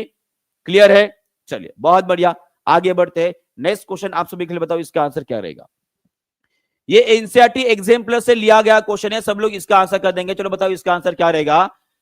The danger signal install at the top of the tall building are red in colour. यहां पे बोला गया है कि जो बड़े बड़े डेंजर वाले सिग्नल्स होते हैं भाई साहब, वो जनरली आपको रेड कलर में ही नजर आते। तो उनका ये कहना है कि वो इसलिए नजर आते हैं क्योंकि लाल कलर जो है हम दूर से भी अच्छे से देख पाते। तो उसका कारण क्या है? लाल रंग जो होता है, जो रेड कलर होता है, हम दूर से भी देख पाते अच्छे से। इसका कारण यह है क्योंकि लाल रंग जो होता है वो स्कैटर्ड नहीं होता है, बहुत कम स्कैटर्ड होता है, is scattered the least by the smoke और fog. Option number B is the correct answer. और उसका कारण भी हमने पढ़े थे कि इसका कारण ये है कि जो रेड कलर होता है, सभी लोग कमेंट बॉक्स में लिखेंगे इसका क्या ज्यादा होता है, क्या ज्यादा होता है, ज्यादा होता है, जिसके वजह से ये ज्यादा दूरी तय कर पाता है, दूरी तय कर पाता है। सभी लोग कमेंट बॉक्स में लिखेंगे, चलो बताओ। बहुत बढ़िया। हमने वीबजॉर VIBGYOR में पढ़े थे कि रेड कलर माने कि लाल रंग जो होता है उसका वेवलेंथ माने कि तरंग दैर्घ्य ज्यादा होता है। क्या ज्यादा होता है? उसका तरंग दैर्घ्य ज्यादा होता है, और वही तरंग दैर्घ्य ज्यादा रहने की वजह से वो कम स्कैटर्ड होता है, कम विचलित होता है, और उसी की वजह से ज्यादा दूरी वो तय कर पाता है। और इसी के कारण जनरली आपके मॉर्निंग के टाइम पे और इवनिंग का जो समय होता है वहां पे आपको जनरली जो स्काई, जो बादल और जो भी आपका जो पूरा का पूरा सन रहेगा वो जनरली आपको रेड कलर का नजर आता है। क्यों? क्योंकि उस समय में केवल और केवल लाल रंग जो है आपके आंखों तक पहुंच पाता है। और उसी तरह से सभी लोग मुझे कमेंट बॉक्स में ये भी लिखकर बताएंगे, सभी लोग कमेंट बॉक्स में ये भी लिख के बताएंगे कि दोपहर के टाइम में, दोपहर के टाइम में, दोपहर के टाइम में हमारा जो स्काई होता है हमें हमें ब्लू नजर आता है, हमें ब्लू नजर आता है। चलिए सभी लोग इसका आंसर कर देंगे, इसका आंसर क्या रहेगा? चलिए जी सभी लोग इसका आंसर कर देंगे, इसका आंसर क्या रहेगा? दोपहर के टाइम में स्काई हमें ब्लू नजर आता है, इसका कारण क्या है? दोपहर के टाइम में हमें स्काई ब्लू नजर आता है, इसका कारण क्या है? क्योंकि दोपहर के टाइम में या जिस समय पूरा का पूरा आसमान साफ हो उस टाइम पे ब्लू कलर का स्कैटरिंग सबसे ज्यादा होता है, इसका स्कैटरिंग सबसे ज्यादा होता है, और स्कैटर होने की वजह से ये पूरे आकाश में फैल जाएगा, और उसी के कारण हमारे आकाश कैसे नजर आता है जी? नीला नजर आता है। क्लियर है? चलो आगे बढ़ते हैं। और ये रहा वो कारण जिसके वजह से जो है हमें लाल और कैसे वो नजर आता है। क्लियर है? देखो यहाँ पे लिखा भी गया है कि रेड लाइट जो होता है वो लेस स्कैटर होता है। कैसे होता है? लेस स्कैटर होता है, कम स्कैटर होता है, और उसी के समय जो है हमें वो जनरली लाल नजर आता है। ठीक है, तो इस क्वेश्चन का आंसर कर देंगे सभी लोग। ओम्स लॉ के क्वेश्चन पूछा गया है, ये है आपका ओम्स लॉ का क्वेश्चन है। इस ओम्स लॉ के क्वेश्चन को भी सभी लोग सॉल्व करेंगे। बताओ इसका आंसर क्या रहेगा फास्ट। उसके बाद रैपिड रिवीजन लेने वाला हो तो कोई जाने वाला नहीं, कहीं पे नहीं जाने वाला है। सभी लोग लाइक शेयर कमेंट करते रहेंगे। हमारे 1.2 के जो है लाइक्स हो गए, और यहाँ पे लगभग 1600 के आसपास बच्चे देख रहे हैं। सभी लोग एक बार लाइक कर देंगे, लाइक ठोक देंगे अपने सेशन को। चलो बताओ, जो बीपीएससी इस बार पास करना चाहेगा भाई साहब वो लाइक जरूर करेगा, क्योंकि ये मेरी मेहनत है, आपकी मेहनत है, साथ की मेहनत आगे बढ़कर हमें कोई ना कोई निष्कर्ष जरूर देगा। क्लियर है? चलो बताओ इसका आंसर क्या रहेगा। यहाँ पे बोला गया है कि रेजिस्टेंस कौन से फार्मूले से दिया गया है? V is equal to I R होता है, तो R is equal to V divide by I हो जाएगा। माने कि आंसर क्या आ जाएगा? R is equal to V divide by I। यहाँ पे I चाहिए, वहां पे 1 लिखा गया है, तो आंसर आपका ऑप्शन नंबर बी आएगा। बहुत बढ़िया, option number B is the correct answer. चलो आगे बढ़ते हैं। नेक्स्ट क्वेश्चन आप सभी के लिए, बताओ इसका भी आंसर कर देंगे। यहाँ पे बोला गया है कि which of the following is the formula for the motion in the straight line? सीधी रेखा में गति का सूत्र कौन सा है इसमें से? चलो बताओ। बहुत बढ़िया, सीधी रेखा में अगर गति हो रही है तो उस टाइम पे हमारा सूत्र कौन सा रहेगा? हमने 3 इक्वेशंस पढ़े अगर आपको याद है। v is equal to U plus A T, S is equal to U T plus half A into T square, V square is equal to U square plus twice A S. ये 3 फार्मूले हमने पढ़े हैं। इसमें से कौन सा formula यहाँ पे आपको नजर आ रहा है? वो है आपके v के फॉर्म का, माने कि ये फार्मूला आपको देखना है। कहा गया जी, ये रहा ऑप्शन नंबर बी, ये रहा option number B. v is equal to U plus A T is the correct answer. Okay, clear है? बहुत बढ़िया। चलो नेक्स्ट क्वेश्चन की तरफ बढ़ते हैं, इसका आंसर कर देंगे। न्यूटन का तीसरा गति के नियम के ऊपर कौन से उदाहरण यहां पर दिए गए? चलो, और आपको बता दो, फिर से एक बार आपको रिवाइज कर देता हूं। न्यूटन के जो 3 नियम है, न्यूटन के जो 3 नियम हमने पढ़े हैं, वो तीनों के तीनों नियम आपके लिए मोस्ट इंपॉर्टेंट रहेंगे। इस बार बीपीएससी में इससे क्वेश्चन एक आने वाला ही है, 101% बोल रहा हूं। आने वाला है। तो इसका आंसर कर देंगे कौन से एग्जाम्पल है। पहला बोला गया है कि गोली चलाने के बाद बंदूक पीछे आती है, यह आपका सही उत्तर है, न्यूटन के तीसरा नियम है। एक तैराक जब आगे बढ़ने के लिए जंप करता है तो वो जो नाव है भाई साहब वो पीछे की तरफ ढकेली जाती है, ये भी आपके न्यूटन के तीसरे नियम का ही उदाहरण है। उसके बाद रॉकेट का प्रपल्शन माने कि रॉकेट का ऊपर जाना, यह भी आपका तीसरे नियम का ही उदाहरण है। माने कि इसका आंसर क्या आएगा, इसका आंसर आएगा option number D, more than one of above is the correct answer. Newton का तीसरा नियम क्या बोलता है, to every action there is an equal and opposite reaction.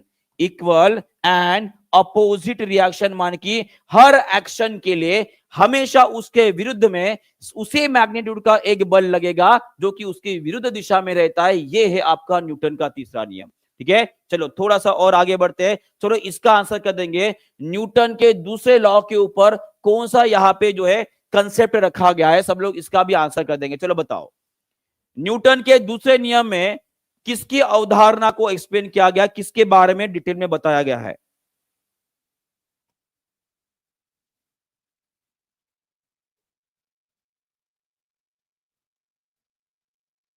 और सभी लोग जो है अभी रैपिड फायर क्वेश्चन के लिए भी रेडी हो जाएंगे, वो भी अपने होने वाले हैं आंसर करके जो है इसके बाद रैपिड फायर लेने वाला हूं, उसके बारे में सभी लोग तैयार है। और जो तैयार है एक बार हाथ ऊपर करके, भाई साहब जल्दी से तैयार हो जाएगा, बहुत बढ़िया। चलो बताओ इसका आंसर क्या रहेगा। बहुत सही, बहुत सही, मैक्सिमम लोगों ने आंसर दे दिया है कि न्यूटन का दूसरा नियम जो है, दूसरा नियम जो है वहां पे क्या बताया गया था, वहां पे बताया गया था भाई साहब कि अगर मैं किसी भी रेखीय संवेग को अगर मैं समय के साथ परिवर्तित कर रहा हूं तो मुझे मिलता है बल, मिलता है, क्या मिलता है, बल। तो इसका आंसर रहेगा आपका फोर्स, क्या रहेगा, फोर्स। और वही अगर आपको पूछा जाता है न्यूटन के पहले नियम फर्स्ट लॉ के बारे में, यही आपको ऑप्शन दिए गए। चलो सभी लोग आंसर कर देंगे, इसका आंसर क्या रहेगा जल्दी से। न्यूटन का दूसरा नियम अगर बोला गया है तो वो रहेगा इसका आंसर फोर्स। और वही अगर न्यूटन का पहला नियम बोला जाता है तो वहां पे उसका आंसर क्या रहेगा जी, उसका आंसर रहेगा आपका इनर्शिया रहेगा, क्या रहेगा, इनर्शिया रहेगा। और चलो आगे नेक्स्ट क्वेश्चन आप सभी के लिए, ये देखो, अगर कोई इंसान नाव से दौड़ते दौड़ते अगर जंप कर जाता है तो आप देख पा रहे हो नाव जो है पीछे की साइड में जा रहा है। तो पूछा गया है कि ये जो उदाहरण है न्यूटन के कौन से नियम से बिलोंग करता है। ये क्वेश्चन आपके यूपीएससी में पूछा गया है।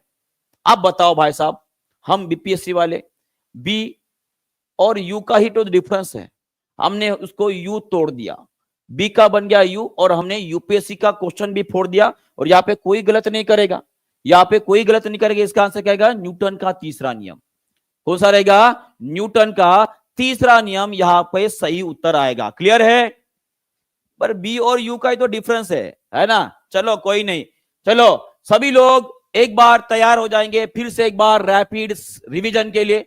और जिनको 10 में से 10 मार्क नहीं मिले थे, ठीक है, अभी सभी लोग ट्राई करेंगे कि 10 में से 10 मार्क हमें लेना है। और ये पहला क्वेश्चन आपके स्क्रीन के ऊपर, चलो बताओ इसका आंसर क्या रहेगा। सभी लोग इसका आंसर करेंगे, the metal found free in nature, प्रकृति में स्वतंत्र रूप से पाया जाने वाला धातु कौन सा है। ये रहा आपका पहला क्वेश्चन आपके स्क्रीन के ऊपर। तो इसका आंसर क्या रहेगा जी, बहुत बढ़िया, स्वतंत्र रूप से पाया जाने वाला कौन सा होता है, बहुत बढ़िया, बहुत बढ़िया, मैक्सिमम लोगों ने सही उत्तर दे दिया। इसका आंसर रहेगा आपका एयू। एयू माने क्या होता है जी, गोल्ड, बराबर है, गोल्ड ये उसके ही शुद्ध रूप में पाया जाता है, बराबर है। और कोई मुझे बता सकता है, कोई मुझे बता सकता है कि जो मर्क्यूरी होता है इसके और का नाम क्या है। ये आंसर जो है आप होमवर्क में जरूर करोगे, और इसका आंसर जो देगा उसका कमेंट मैं कल कमेंट बॉक्स में हमारे वाईटी के सेशन पे जरूर लूंगा, जो इसका आंसर बताएगा। क्योंकि मैंने बताया है कि आपको मर्क्यूरी का और अच्छे से याद करके रखना है, ठीक है, और इसे आपको होमवर्क में बताना है, कमेंट बॉक्स में लिखना है, ठीक है। चलो आगे बढ़ते हैं, सेकंड क्वेश्चन आप सभी के लिए, बताओ इसका आंसर क्या रहेगा, जल्दी जल्दी। The reaction in which heat energy is release, ऐसी प्रतिक्रिया जिसमें उष्मा ऊर्जा मुक्त होती है उसे हम क्या बोलते हैं जी, उसे एक्सोथर्मिक रिएक्शन बोलते हैं। उष्मा क्षेपी बोलते हैं। थर्ड क्वेश्चन आप सभी के लिए, बताओ इसका आंसर करेंगे। यहां पे पूछा गया है कि हमारे शरीर में वह उत्प्रेरक जो भोजन को तोड़ने में मदद करता है, हमारे शरीर में निकलने वाला ऐसा catalyst that will help to break down our food, तो इसका आंसर रहेगा आपका डाइजेस्टिव एंजाइम। क्या रहेगा? Option number A is the correct answer. आगे बढ़ते हैं, चौथे नंबर का क्वेश्चन आप सभी के लिए, बताओ इसका आंसर। यदि कोई रोग गैर मानव जानवर से मानव में फैलता है तो उसे क्या बोला जाता है? हमारे बीपीएससी में पूछा गया क्वेश्चन है, इसका आंसर क्या रहेगा? जूनोटिक डिसीज, जिसे हम क्या बोलेंगे जी? क्लियर है? और इसके उदाहरण आप कमेंट बॉक्स में लिख दोगे, ये आप सभी के लिए होमवर्क रहेगा। और मैं आशा करता हूं कि जितने भी मैं क्वेश्चन बता रहा हूं, इन सभी क्वेश्चन के आंसर आप जरूर एक बार रिवाइज कर लोगे, क्योंकि ये सभी के सभी हमारे लिए इंपॉर्टेंट रहेंगे। ठीक है, चलो पांचवें नंबर का क्वेश्चन आप सभी के लिए, सभी लोग इसका भी आंसर कर देंगे, जल्दी से बताओ। यहां पे पूछा गया है कि वायु प्रदूषण का प्रभाव मुख्यतः निम्नलिखित में से किस पर पाया जाता है? चलिए, the effect of air pollution is mostly found on which of the following, तो इसका आंसर रहेगा पत्तों के ऊपर सर्वाधिक पाया जाता है। किसके ऊपर? पत्तों के ऊपर सर्वाधिक पाया जाता है। क्वेश्चन नंबर 6 आपके लिए, बताओ इलेक्ट्रॉनों के प्रवाह को क्या कहते हैं? अगर इलेक्ट्रॉन फ्लो हो रहा है, वो बह रहा है, तो उसको हम क्या बोलते हैं? एकदम बच्चों वाला क्वेश्चन, इसे हम बोलते हैं विद्युत धारा बोलते हैं। क्या बोलते हैं? विद्युत धारा, करंट बोलते हैं भाई साहब। सातवां क्वेश्चन आपके स्क्रीन के ऊपर, चलो बताओ इसका आंसर कर देंगे सभी लोग। सापेक्ष घनता, इसकी इकाई क्या है? इसका आंसर जिसने लगा दिया उसकी लाइफ झिंगालाल हो जाएगी, वो बीपीएससी में इस बार टीचर बन जाएगा। उसका आंसर क्या रहेगा? चलो मैं सबके क्वेश्चन के आंसर की राह देख रहा हूं, सभी लोग जल्दी से आंसर करेंगे। इसका आंसर क्या रहेगा?